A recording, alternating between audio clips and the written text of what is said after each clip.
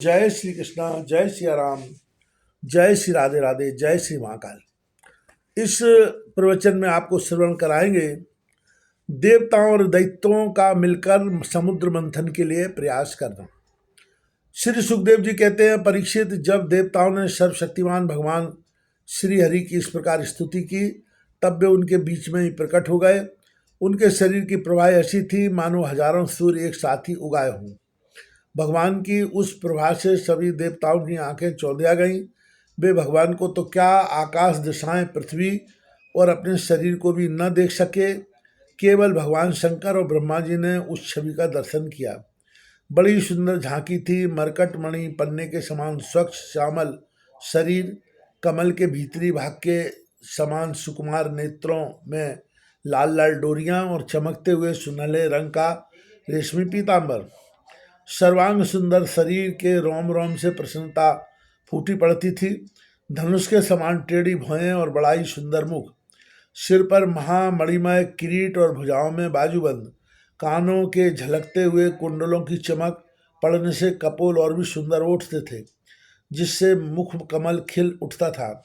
कमर में करधनी की लड़ियां, हाथों में कंगन, गले में हार और चरणों में नूपुर शोभायमान थे। वक्ष स्थल पर लक्ष्मी और गले में कौस्तुभ मणि तथा बनमाला सुशोभित थी। भगवान के निज अस्त्र, सुदर्शन चक्र आदि मूर्तिमान होकर उनकी सेवा कर रहे थे। सभी देवताओं ने पृथ्वी पर गिरकर साष्टांग प्रणाम किया और फिर सारे देवताओं को साथ ले शंकर जी तथा ब्रह्मा जी परम पूज्य भगवान की स्तुति करने लगे। ब्रह्मा जी ने कहा, जो जन्म, स्थिति और प्रलय से कोई संबंध नहीं रखते, जो प्राकृत गुणों से रहित एवं मोक्ष स्वरूप परमानंद के महान समुद्र हैं, जो सूक्ष्म से भी सूक्ष्म हैं और जिनका स्वरूप अनंत है, उन परम ऐश्वर्यशाली प्रभु की हम लोग बार बार नमस्कार करते हैं। पुरुषोत्तम, अपना कल्याण चाहने वाले साधक वेदोक्त एवं पांच रात्रोक्त विधि से आपके इसी स्वरूप की उपासना करते हैं। मुझे भी रचने वाले प्रभु, आपके इस विस्मय स्वरूप में मुझे समस्त देवगणों के सहित तीनों लोग दिखाई दे रहे हैं। आप में ही पहले यह जगत लीन था, मध्य में भी यह जगत आप में ही स्थित है और अंत में भी यह पुनः काम में ही लीन हो जाएगा। आप स्वयं कार्य कारण से भी परे परम स्वतंत्र हैं। आप ही इस जगत के आदि, अंत और मध्य हैं। वैसे ही जैसे घड़े का आदि, मध्य और अंत मिट्टी है, आप अपने ही आश्रय रहने वाली अपनी माया से इस संसार की रचना करते हैं और इसमें फिर से प्रवेश करके अंतर्यामी के रूप में विराजमान होते हैं। इसलिए विवेकी और शास्त्रज्ञ पुरुष बड़ी सावधानी से मन को एकाग्र करके इन गुणों की, विषयों की भीड़ में भी आपके निर्गुण स्वरूप का ही साक्षात्कार करते हैं। जैसे मनुष्य युक्ति के द्वारा लकड़ी से आग, गौ से अमृत के समान दूध, पृथ्वी से अन्न तथा जल और व्यापार से अपनी आजीविका प्राप्त कर लेते हैं, वैसे ही विवेकी पुरुष भी अपनी शुद्ध बुद्धि से भक्ति योग, ज्ञान योग आदि के द्वारा आपको इस विषयों में ही प्राप्त कर लेते हैं और अपनी अनुभूति के अनुसार आपका वर्णन भी करते हैं। कमलनाभ जिस प्रकार दावाग्नि से झुलसता हुआ हाथी गंगा जल में डुबकी लगाकर सुख और शांति का अनुभव करने लगता है, वैसे ही आपके आविर्भाव से हम लोग परम सुखी और शांत हो गए।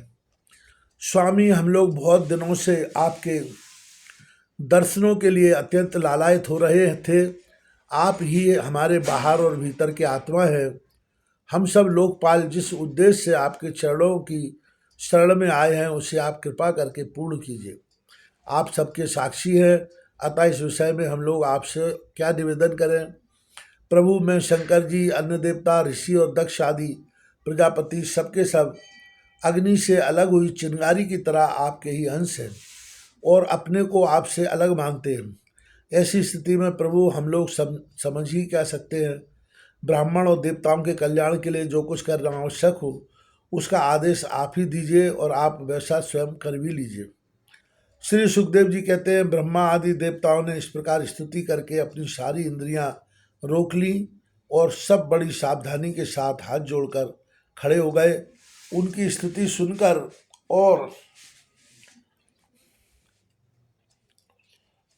उसी प्रकार उनके हृदय की बात जानकर भगवान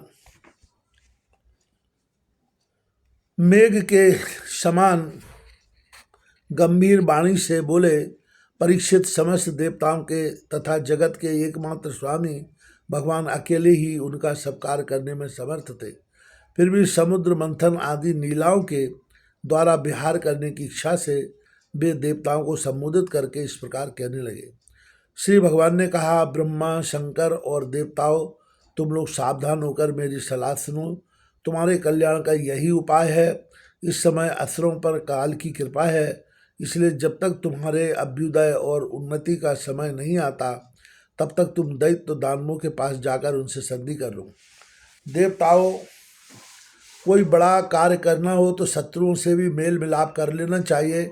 यह बात अवश्य है कि काम बन जाने पर उनके साथ सांप और चूहे वाला बर्ताव कर सकते हैं। तुम लोग बिना विलंब के अमृत निकालने का प्रयत्न करो। उसे भी लेने पर मरने वाला प्राणी भी अमर हो जाता है। पहले क्षीर सागर में सब प्रकार के घास, तिनके, लताएं और औषधियाँ डाल दो। फिर तुम लोग मंदराचल की मथानी और बासुकी डांग की नेति बनाकर मेरी सहायता से समुद्र का मंथन करो। अब आलस्य और प्रमाद का समय नहीं है। देवताओं, विश्वास रखो। दैत्यों को तो मिलेगा केवल श्रम और क्लेश, परंतु फल मिलेगा तुम्ही लोगों को। देवताओं, असुर लोग तुमसे जो जो चाहें सब स्वीकार कर लो। शांति से सब काम बन जाते हैं। क्रोध करने से कुछ नहीं होता है। पहले समुद्र से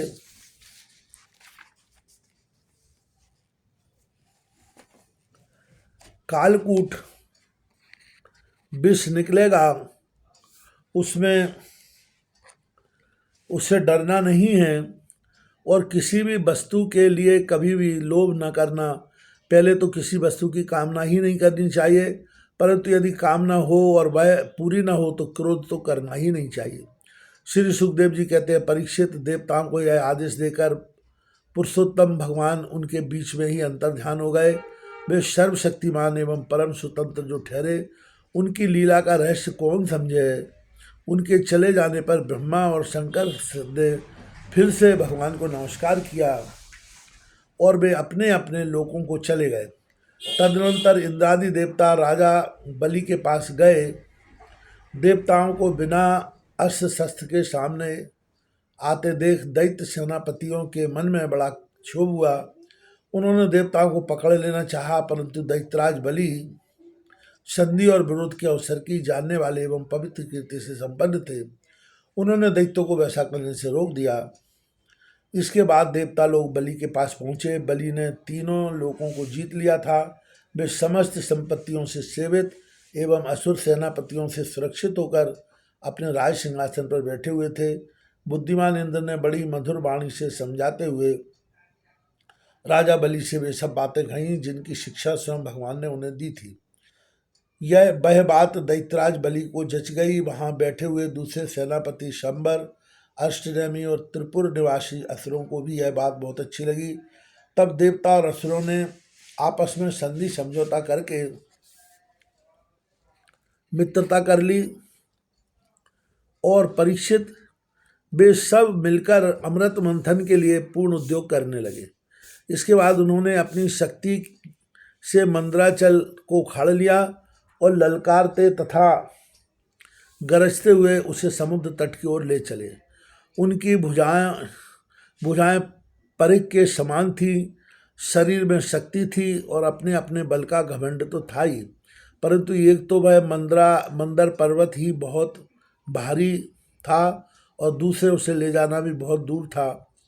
इससे इंद्र, बलि आदि सबके सब हार गए।